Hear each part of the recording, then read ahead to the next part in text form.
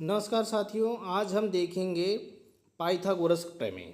ठीक है, पाइथागोरस प्रमेय होता क्या है, इसके पीछे की पूरी जानकारी आज मैं आपको देना चाहता हूँ।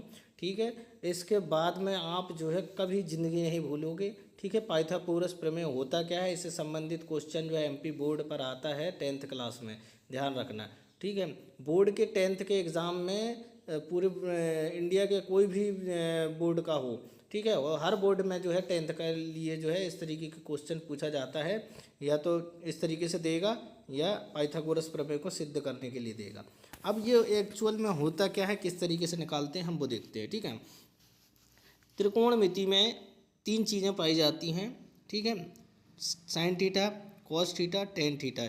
इसके अपोजिट भी होती हैं, साइन का होता है, ठीक है, कोसेक, कॉस का सेक और टेन का कॉट।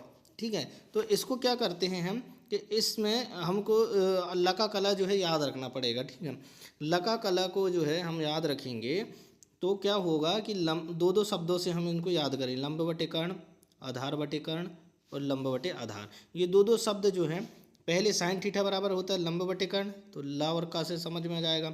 कॉस थीटा बराबर होता है आधार बटे कर्ण, तो आधार बटे कर्ण आ जाएगा, लंब बटे आधार आ जाएगा ये टेन का। ठीक है, इस तरीके से।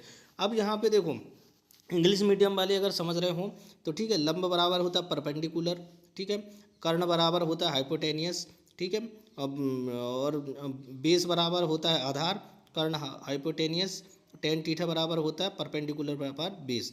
ठीक है, ये सारी चीज़ें यहाँ पे जानकारी मैंने दे दिया हूँ। अब देखते हैं दोस्तों कि ये जो सूत्र दिया है पाइथागोरस प्रमेय, इसको सिद्ध करने के लिए देता है। ठीक है, अब इसको सिद्ध कैसे करेंगे हम देखते हैं। ठीक है, तो हम किस तरीके से लिख सकते हैं, एल एच एस बराबर में आर एच एस। ठीक है, लेफ्ट हैंड साइड बराबर आर राइट हैंड साइड हमको सिद्ध करना पड़ता है। ठीक है, मतलब इसको लेकर हमको मान कितना निकाल के लाना है, एक। ठीक है, अब किस तरीके से निकलेगा, अब वो चीज़ हम देखते हैं। ठीक है, अब यहाँ पे लिखेंगे हम क्या,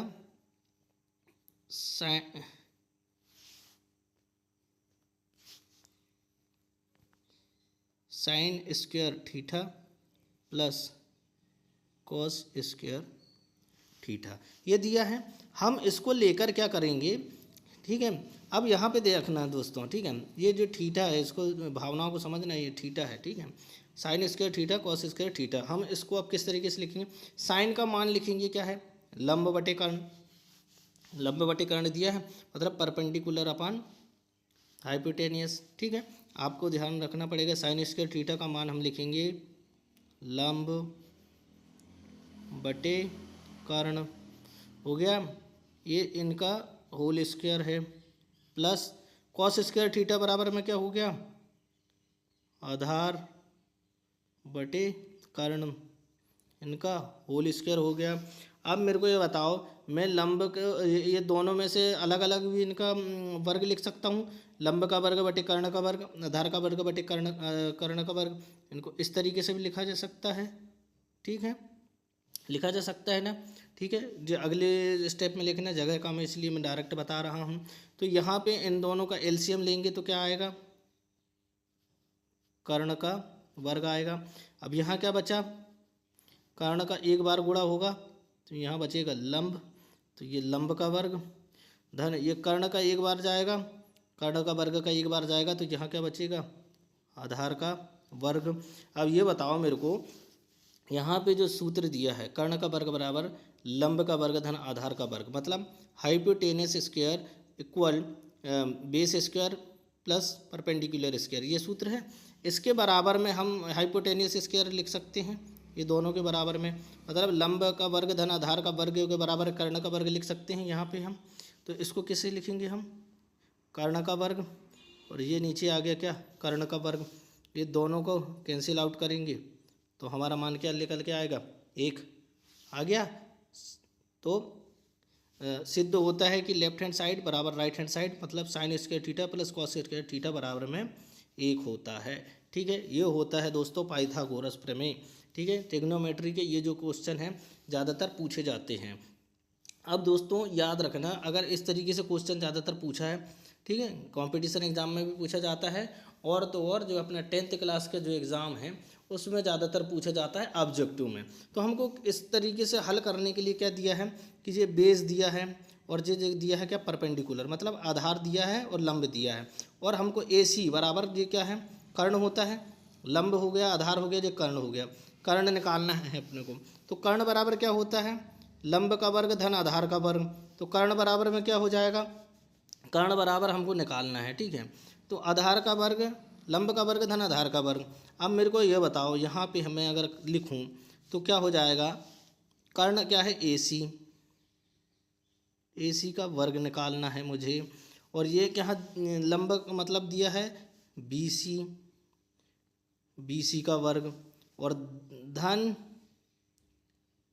ए बी का वर्ग, यही है, यही होता है सूत्र। कर्ण का वर्ग बराबर लंब का वर्ग धन आधार का वर्ग। तो ए सी निकालना है। अब मेरे को ये बताओ दोस्तों, हमेशा ये जो वर्ग है इधर जाएगा तो अंडर रूट हो जाएगा, मतलब क्या होगा ए सी बराबर में क्या हो जाएगा, ये अंडर रूट लग जाएगा कैसे में, ये B C square plus A B square हो जाएगा। अब मेरे को ये बताओ बी सी बराबर में क्या दिया है 4, यहाँ पे देखना है इसको, है ना, ये इतनी जगह में देख लेना दोस्तों इसको थोड़ा, ठीक है। तो बी सी बराबर में क्या दिया है 4 दिया है, तो ये हो जाएगा 4 का वर्ग धन ए बी बराबर दिया है 3 का वर्ग। अब इन दोनों को जोड़ेंगे तो कितना आ जाएगा, 4 चौके 16 प्लस 3 तिरका 9, तो बराबर में कितना हो जाएगा 25। अब 25 जो अंडर रूट में निकालेंगे ये अंडर रूट में आ जाएगा, यहाँ पे अंडर रूट में निकालेंगे तो आंसर कितना आ जाएगा 5। तो ए सी बराबर हमारा क्या आ जाएगा 5, ठीक है। आशा करता हूँ कि ये समझ में आया होगा आपको, ठीक है। यहाँ पे कचड़ा हो गया है, पर ये चीज़ ध्यान रखना कि इसको बहुत अच्छे से समझाने के लिए मैं एक वीडियो और लेकर आऊँगा, ठीक है। इस तरीके से आप बने रहिए मेरे साथ में। धन्यवाद।